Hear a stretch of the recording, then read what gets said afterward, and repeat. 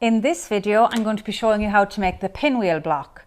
So in the next section of the video, we'll get straight into what you need to cut to make this block.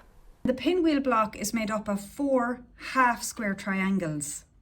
Now, my favourite method for making these are to make my half square triangles bigger and then trim them down afterwards. I think it gives a way more accurate finish. So we're going to be making 4-inch pinwheels.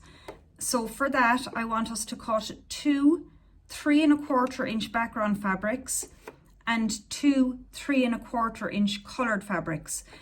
For the purpose of the video, I've gone ahead and cut this on the diagonal. So you're going to be cutting each square on the diagonal, and in the next video, we'll go and sew those together. To make the pinwheel block, you pair a coloured triangle with the background triangle and you sew them together using your 1/4-inch seam allowance along the long side of the triangle. So I'm going to go ahead now and pair my triangles together, and I'll be chain piecing them. So what that means is I just literally sew one triangle straight away after the other, and then I separate them all at the end. So now that they're all paired, I'm going to go ahead and do my sewing next.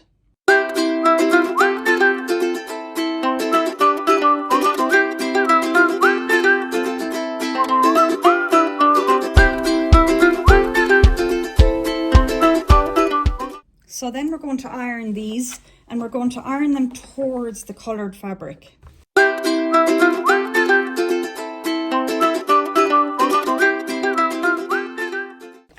And then we're going to be trimming them down to the size we need. So to make a pinwheel block, you need 4 half square triangle units. And as I mentioned in the previous video, I like to make mine bigger and then trim them down afterwards. So you'll see here, for the purpose of the video, I've one already trimmed down, and we're trimming them down to 2½ inches. Now, obviously you can do this with a regular mat. I really like this Omnigrid rotating mat. The reason I particularly like this brand is I find the little grooves here for your fingers are just really helpful. I'm going to be cutting mine down with a 2½ inch ruler because that's exactly the size I need. But if you don't have a 2½ inch ruler, you can use any size ruler as long as you have the diagonal line along the diagonal line of your half square triangle units. And then obviously you need to slide it up or down. So here's my 2½ inch line here. So I would be trimming on all 4 sides. So I'd be pushing it up this way a little bit more generous than my 2½ inches, and I'll catch that 2½ inch down at the bottom corner when I go. So I'm going to go ahead and I'm going to trim this one using my 2½ inch ruler. A few little points or little tips that I think are really helpful. As you're cutting sometimes, especially when you're coming up here to something that has more than one layer of fabric, your rotary cutter can push it in under the ruler. So to avoid that happening, what I do is I nick the top first. So I make sure I've nicked there. And then as I'm cutting up towards it, it's already cut, so it's not going to push under the ruler. I do the same thing here in my bottom corner. I nick first, then I cut away. Turn again, nick the top. Cut towards that corner, and then I'm on my last side here and I'm cutting that. So you'll see they're really accurate when you do it that way. I'm going to go now and cut one with the bigger size ruler just for people who may not have the 2½ inch ruler. So again, I have put the ruler down. I haven't lined up any of my lines with the edges of my block. I want to trim it all down.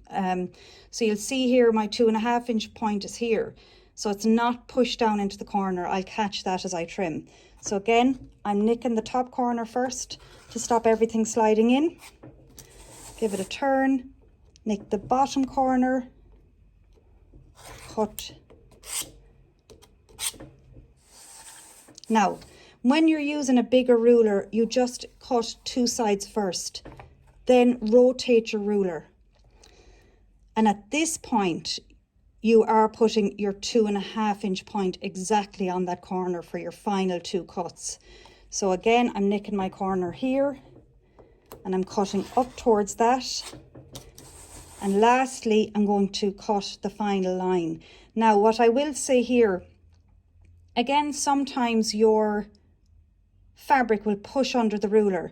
So I often cut halfway up, slide my pointer finger over and hold that fabric in place so that it's not pushing anything under the ruler. And there we have our, oh yeah, I have one left to trim, but anyway, I'll do that separately. There we have our perfect half square triangle units. So to make your pinwheel block, you get your 4 half square triangle units. You'll notice here that the diagonal lines are radiating out from the center, and you sew them together in pairs first. So we're going to be sewing from here down to here. You will notice that because we ironed towards the red fabric, these seams at the center point here are going to nest up against each other. And I like to pop a pin in there just to make sure that they don't move while I'm sewing, because I really want my center points to be nice and accurate. Now, another little tip here is, as you're sewing, feed in the corner that has just 2 single layers of fabric, as opposed to the corner that has 4 layers of fabric. What the difference that makes is, as you're feeding in your fabric here, this is going to glide over your needle plate.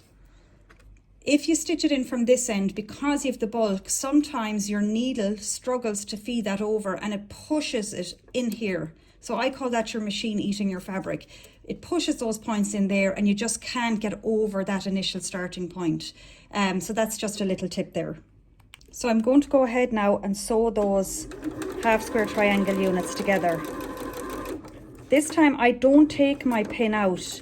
So what I'm doing here is I'm lifting the 1/4 inch guide and I'm feeding my pin in under that, and I just take it very slowly, stitching over the pin so my machine needle doesn't hit it, because I really want to make sure that I keep those overlapped points that are going into the center perfectly aligned.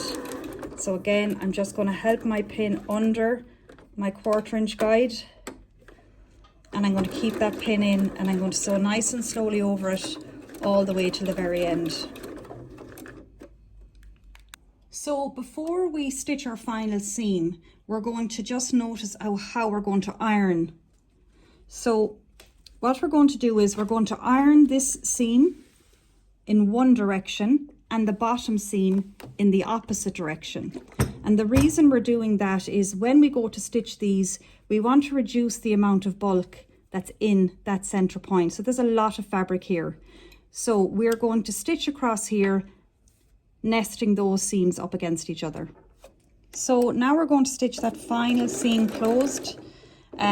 We're going to leave the pin in place all the way through. So again, I'm sliding it under my 1/4 inch guide there.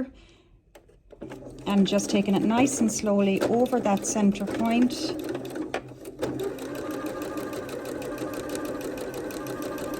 And hopefully when we turn it out, we'll have perfect points in the center. So when you're finished that last seam, iron in one direction or the other. There's no right or wrong there. And you'll see that using that method, we've a lovely pinwheel block with nice sharp points in the center.